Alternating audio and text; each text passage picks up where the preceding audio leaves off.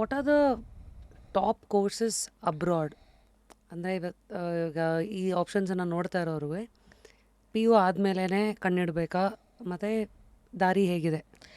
There are two things. P U ಆದಮೇಲೆ ಕಣ್ಣಿಡ್ಬೋದು. ತಂದೆ ತಾಯಿಗೆ ಧೈರ್ಯ ಇದ್ದರೆ ಮಕ್ಕಳ ಮೇಲೆ ಫುಲ್ ಸಂಪೂರ್ಣವಾಗಿ ಅವನು ಅಥವಾ ಅವಳು ಅವ್ರನ್ನ ಹ್ಯಾಂಡಲ್ ಮಾಡ್ಕೊಳ್ಬೋದು ಅನ್ನೋ ಹಾಗಿದ್ರೆ ಖಂಡಿತವಾಗಿ ಕಳಿಸ್ಬೋದು. ಬಟ್ ಏನಾಗುತ್ತೆ,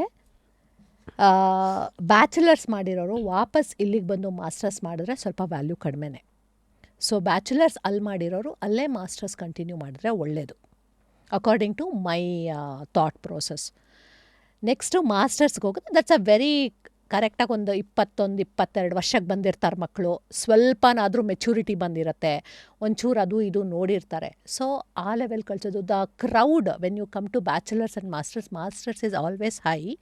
ಬಟ್ ಇವಾಗ ನಾನೀಗ 2025, ಈಗ ನೆಕ್ಸ್ಟ್ ನಂಗೆ 2026 ಇಂಟೇಕ್ಗೆಲ್ಲ ನೋಡಿದ್ರೆ ಬ್ಯಾಚುಲರ್ಸ್ ಮಕ್ಕಳುಗಳು ಬರ್ತಾ ಇದ್ದಾರೆ.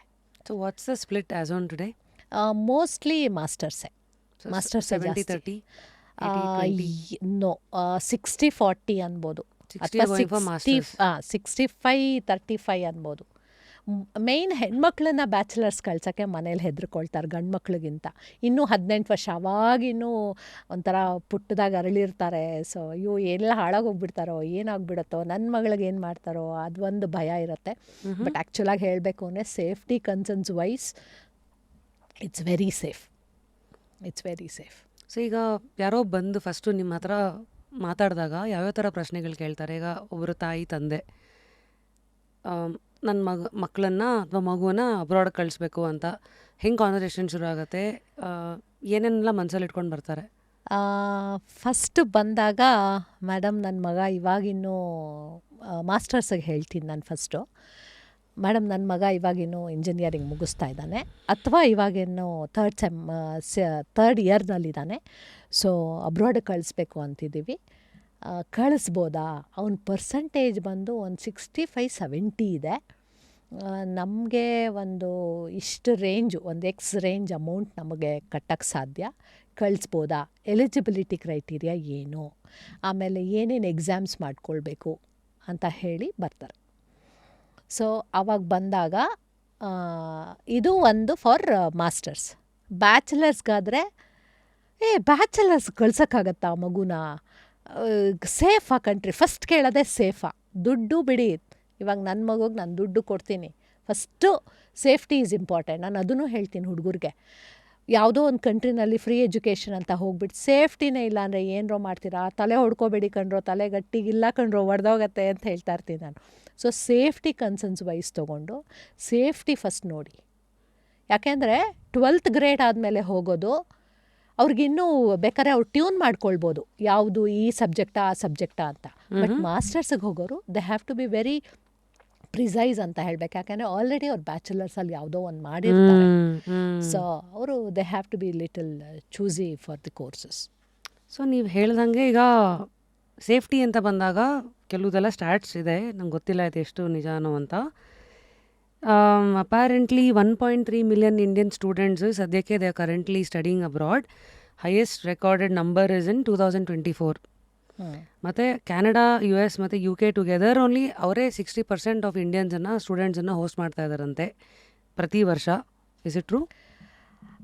ಆ್ಯಕ್ಚುಲಿ ಅದು ಖಂಡಿತ ಟ್ರೂ ಇಲ್ಲ ಈಗ ಸಿನಾರಿಯೋನಲ್ಲಿ. ಬಿಕಾಸ್ US-ನಲ್ಲಿ ವೀಸಾ ಸಿಗ್ತಾ ಇಲ್ಲ, ಕೆನಡಾನಲ್ಲಿ ಲಾಟ್ ಆಫ್ ಸೇಫ್ಟಿ ಇಶ್ಯೂಸ್. ಇನ್ನೊಂದು ಯಾವ್ದು ಕಂಟ್ರಿ ಹೇಳಿದ್ರಿ? UK is still good. Only ಸ್ವಲ್ಪ ಲಂಡನಲ್ಲಿ ಅದು ಇದು ಥೆಫ್ಟ್ ಇದೆ, ಅದು ಇದು ಅಂತ ಹೇಳ್ತಾರೆ. ಬಟ್ ಕಂಪೇರಬಲಿ US-ಗೆ ಮತ್ತು ಕ್ಯಾನಡಾ ಕಂಪೇರ್ ಮಾಡಿಕೊಂಡೆ UK is still okay. So ಕ್ಯಾನಡಾದಲ್ಲಿ ಸೇಫ್ಟಿ ಇಶ್ಯೂಸ್ ಜಾಸ್ತಿ ಇದೆ. ಈವನ್ US-ಅಲ್ಲಿ ಸೇಫ್ಟಿ ಇಶ್ಯೂಸ್ ಜಾಸ್ತಿ ಇದೆ. ಏನು ಪ್ರಾಬ್ಲಮ್ಸ್? ಒಂದು ಸ್ವಲ್ಪ ರೇಸಿಸಮ್ ಎಲ್ಲ ಕಡೆ ಇರುತ್ತೆ ಇವರೇ. ಇಂಡಿಯಾದಲ್ಲಿಲ್ವಾ ರೇಸಿಸಮ್ಮು? ಎಲ್ಲ ಕಡೆ ಇರುತ್ತೆ. ರೇಸಿಸಮ್ ಅನ್ನೋ ಒಂದು ವರ್ಡು ಅದನ್ನು ದೊಡ್ಡದು ಮಾಡಿರೋದು ನಾವೇನೆ. ನೀವಿವಾಗ ಹೋಗ್ತೀರಾ ಎಲ್ಲೋ, ಇವಾಗ ನೀವೇ ಕನ್ನಡದವರು, ಯಾರೋ ನಾರ್ತ್ ಇಂಡಿಯನ್ ಬಂದು ಕನ್ನಡ ಗೊತ್ತಿಲ್ಲ ಅಂದರೆ ಕಪಾಳ ಕೊಡಿಬೇಕು ಅನ್ಸತ್ತೋ ಅನ್ಸಲ್ವೋ? ಅದೇ ಏನು ನನಗೆ ಕನ್ನಡ ಬರೋದು ಇಷ್ಟೇ ಅಂತಂದರೆ ವಿ ಆರ್ ವೆರಿ ಲವಬಲ್. ನಾವು ಕನ್ನಡ ಅಂದರೆ ಪ್ರಾಣ ಬಿಡೋಕ್ಕೂ ರೆಡಿ ಇರ್ತೀವಿ. ಅದೇ ಥರ ಬೇರೆ ದೇಶದಲ್ಲಿ ಹೋಗಿ, ಇವಾಗ ಇಟಲಿಗೆ ಹೋಗಿ, ಜರ್ಮನಿಗೆ ಹೋಗಿ ಸ್ವಲ್ಪ ಕಲ್ತ್ಕೊಳ್ಳಿ ನೀವು. ಭಾಷೆ ಕಲ್ತ್ಬಿಟ್ರೆ main. Automatically respect towards the other person, love towards the other person ಬರೋಕ್ಕೆ ಶುರು ಆಗುತ್ತೆ. ಇವಾಗ ನಮ್ಗೆ ಯಾಕೆ ಜಿದ್ದಾಜಿದ್ದಿ ನಡೀತಾನೆ ಇರತ್ತೆ, ಕನ್ನಡದಲ್ಲಿರ್ತಾರೆ, ಕರ್ನಾಟಕದಲ್ಲಿರ್ತಾರೆ, ಕನ್ನಡ ಕಲಿಯಲ್ವಲ್ಲ ಅನ್ನೋ ಒಂದು ಕೋಪ ಬಿಟ್ಟರೆ ಆ್ಯಕ್ಚುಲಿ ನಾವು ಅವ್ರನ್ನೆಲ್ಲ ತುಂಬ ಚೆನ್ನಾಗಿ ವೆಲ್ಕಮ್ ಮಾಡ್ತೀವಿ. ನಾವೇ ಅವ್ರ ಭಾಷೆಗೆ ಹೊಟ್ಟೋಗ್ಬಿಡ್ತೀವಿ ಯಾಮಾರಿದ್ರೆ. ನಾವೇ ಅವ್ರ ಭಾಷೆಗೆ ಹೊಟ್ಟೋಗ್ತೀವಿ. ನಾನು ಆದಷ್ಟು ಟ್ರೈ ಮಾಡ್ತೀನಿ ನಾನು ಅವ್ರ ಭಾಷೆಗೆ ಹೋಗದೆ ಇರೋಕ್ಕೆ. ಫಸ್ಟ್ ಏನಾರು ಹಿಂದಿಲಿ ಮಾತಾಡಿದ್ರೆ ನಾನು ಹೇಳ್ತೀನಿ ನಂಗೆ ಹಿಂದಿ ಬರಲ್ಲ. ಸೊ ನಾನು ಕನ್ನಡದಲ್ಲಿ ಏನು ಹೇಳ್ತೀನಿ ಅದನ್ನು ಅಲ್ಪ ಸ್ವಲ್ಪ ಹಿಂದಿನಲ್ಲಿ ಟ್ರಾನ್ಸ್ಲೇಟ್ ಮಾಡಿ ಹೇಳ್ತೀನಿ. ಕಲ್ತ್ಕೊಳ್ಳಿ, ಅಷ್ಟು ಕಲ್ತ್ಕೊಳ್ಳಿ. ನಾವು ಇನ್ನೇನು ನಿಮ್ಮಿಂದ ಎಕ್ಸ್ಪೆಕ್ಟ್ ಮಾಡ್ತಾ ಇದ್ದೀವಿ. ನಾವು ನಮ್ಮ ಭಾಷೆ same thing with other countries. ನೀವು ಒಂಚೂರು ಹೋಗೋರು ಭಾಷೆನಲ್ಲಿ ಮಾತಾಡಿ, actually they start loving you. So that's where the core of the problem is. ಈಗ ನಾನು ಯಾಕೆ ಕಲಿಬೇಕು, ನಾನೇನು ಆಮೇಲೆ ಇಂಡಿಯನ್ ಕಮ್ಯುನಿಟೀಸ್ಗಳಲ್ಲೇ ಇದ್ಬಿಡ್ತಾರೆ ಹುಡುಗರು. ಇಂಡಿಯನ್ ಕಮ್ಯುನಿಟೀಸಲ್ಲೇ ಇದ್ದರೆ ನೀನು ಫಸ್ಟ್ ಆಫ್ ಆಲ್ ಭಾಷೆ ಕಲಿಯಲ್ಲ ಆ್ಯಂಡ್ ನೀನು ಎಕ್ಸ್ಪೋಸ್ ಆಗಲ್ಲ. ಕಲ್ಚರಲ್ ಇದು ನಿನಗೆ ಆಗೋದೇ ಇಲ್ಲ. Be are Roman when you are in Rome ಅಂತ ಹೇಳ್ದಂಗೆ, ಇಲ್ಲಿ ಬೆಂಗಳೂರಲ್ಲಿದ್ದಾಗ ನೀನು ಬೆಂಗಳೂರು ಕಲ್ಚರೇ ಬೇರೆ, ನೀನು ಮೈಸೂರಿಗೆ ಹೋದಾಗ ಮೈಸೂರು ಕಲ್ಚರೇ ಬೇರೆ. ನೀನು ಇಲ್ಲಿ ಥರ ಇದು ಮಾಡಿ ಮೈಸೂರಲ್ಲಿ ಹೋದರೆ ವಿ ಡೋಂಟ್ ಲೈಕ್ ಅಲ್ಲ. ಅದೇ ಥರನೇ ಅಲ್ಲೂ ಸ್ವಲ್ಪ ರೆಸ್ಪೆಕ್ಟ್ ಎಲ್ಲಿ ಕೊಡೋಕ್ಕೆ ಶುರು ಮಾಡ್ತೀವ ನಾ ಹೇಳೋದು automatically the people will start loving you. So I have some country ಹೆಸರುಗಳು ಎಲ್ಲೆಲ್ಲಿ ಹೆಂಗೆ ಇರಬೇಕು, if you can help. So US ಅಂತ ಹೋಗೋ ಸ್ಟೂಡೆಂಟ್ಸ್ ಏನು ಯೋಚನೆ ಮಾಡಬೇಕು? US is a very big country as you know. ಒಂದು ಸದ್ಯಕ್ಕೆ ಇವಾಗ ಅಲ್ಲಿ ಕೆಲಸಗಳು ಸಿಗ್ತಾ ಇಲ್ಲ, ಅಲ್ಲೂ ಅಷ್ಟೇ safety is a concern, it's a major concern ಒಂದು. ಆಮೇಲೆ US ಅಲ್ಲಿ ನೀವು ಪ್ರಪಂಚದಲ್ಲಿ ಎಲ್ಲ ಇದಕ್ಕೆ ನೋಡಿಕೊಂಡ್ರೆ technology wise they are very very strong. MBA ಸ್ಟೂಡೆಂಟ್ಸ್ಗೂ it's very good actually. So preparedness ಏನನ್ನೋದು ಅಂತಂದರೆ ಕೈಯಲ್ಲಿ ಸ್ವಲ್ಪ ಜೋಬಲ್ಲಿ ದುಡ್ಡಿಟ್ಕೊಂಡು ಹೋದ ತಕ್ಷಣ ನನಗೆ ಕೆಲಸ ಸಿಗತ್ತೆ, ಸುಳ್ಳು. ಕೆಲಸ ಸಿಗಲ್ಲ. ಮೈಟ್ ಪ್ರಾಬಬಲಿ 1 ವರ್ಷ ಆದರೂ ಕೆಲಸ ಸಿಗಲ್ಲ. ಎಜುಕೇಷನ್ ಮುಗಿದ್ಮೇಲಲ್ಲ, ಪಾರ್ಟ್ ಟೈಮಲ್ಲಿ. First of all part time they will not allow. Many of the universities student ಓದ್ತಾ ಇರಬೇಕಾದ್ರೆ ಪಾರ್ಟ್ ಟೈಮ್ ಅಲೋ ಮಾಡಲ್ಲ. ಕದ್ದು ಮುಚ್ಚಿ ಹುಡುಗರು ಆಚೆ ಕಡೆ ಬಂದು ಮಾಡೋದು ಉಂಟು. ಸಿಕ್ಕಾಕೊಂಡ್ರೆ ವೀಸಾ ಇದು ಬ್ಲ್ಯಾಕ್ ಲಿಸ್ಟು ಅದು ಇದು ಮಾಡ್ತಾರೆ. ಸೊ ನಿಮ್ಮ ಕೈಲಿ ಖಂಡಿತ ಅಫೋರ್ಡಬಿಲಿಟಿ ಫ್ಯಾಕ್ಟರ್ ಇತ್ತು ಅಂತಂದರೆ ಅಲ್ಲಿಗೆ ಗಮನ ಕೊಡಿ. ವೀಸಾ ಇಶ್ಯೂಸ್ ಜಾಸ್ತಿ ಇದೆ, ವೀಸಾ ಸ್ಲಾಟ್ಸ್ ಸಿಗ್ತಾ ಇಲ್ಲ. ಇವತ್ತು ಸ್ಟೂಡೆಂಟ್ ವೀಸಾನ ಖರ್ಚಾಗುತ್ತೆ. ಸ್ಟೂಡೆಂಟ್ US ಎಲ್ಲ ಯೋಚನೆ ಮಾಡ್ಬೇಕಾನೆ ಓದೋಕ್ಕೆ ಮಿನಿಮಮ್ 2 ವರ್ಷ 3 ವರ್ಷದ ಫುಲ್ ಪ್ಯಾಕೇಜ್ ಅವಲ್ಲ? ಹಾಂ, 2 ವರ್ಷ ಪ್ಯಾಕೇಜ್, 2 ವರ್ಷ ಮಾಸ್ಟರ್ಸು. ಸೊ ಬ್ಯಾಚುಲರ್ಸ್ಗೆ it's a very different process. ಅದು 16 years ಆಫ್ ಎಜುಕೇಷನ್ ಅಂತ ಏನೋ ಇಂಡಿಯಾದಲ್ಲೆಲ್ಲ ಮಾಡ್ತಾರೆ.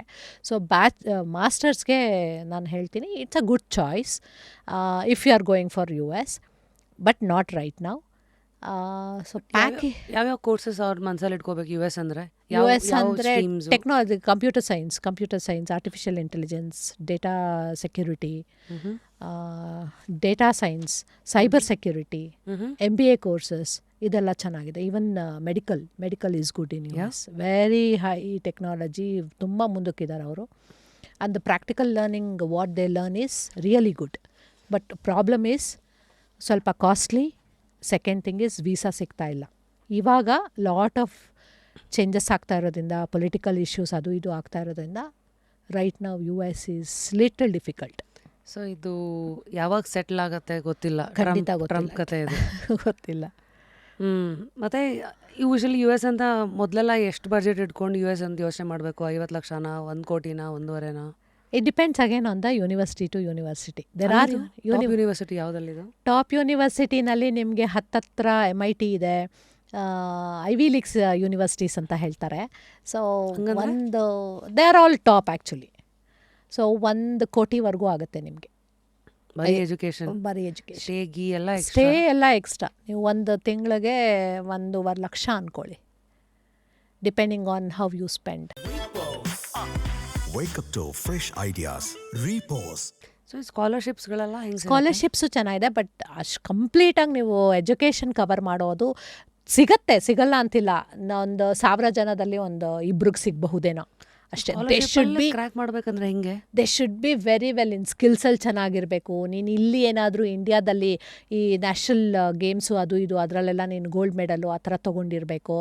ಆಮೇಲೆ if you are going for graphic design ಅದು ಇದು ಅಂದರೆ ಪೋರ್ಟ್ಫೋಲಿಯೋಸ್ ತುಂಬ ಚೆನ್ನಾಗಿರಬೇಕು, ಸ್ಕಿಲ್ಸ್ ಚೆನ್ನಾಗಿರಬೇಕು. ನೀ ಯು ಎಸ್ಗೆ ಹೋಗ್ತೀಯಾ ಅನ್ನೋ ಹಾಗಿದ್ರೆ ನೀನು 8th ಸ್ಟ್ಯಾಂಡರ್ಡಿಂದನೇ ನಿನ್ನ ಪ್ರೊಫೈಲ್ನ ಬಿಲ್ಡ್ ಮಾಡ್ಕೊಳ್ತಾ ಬರಬೇಕು.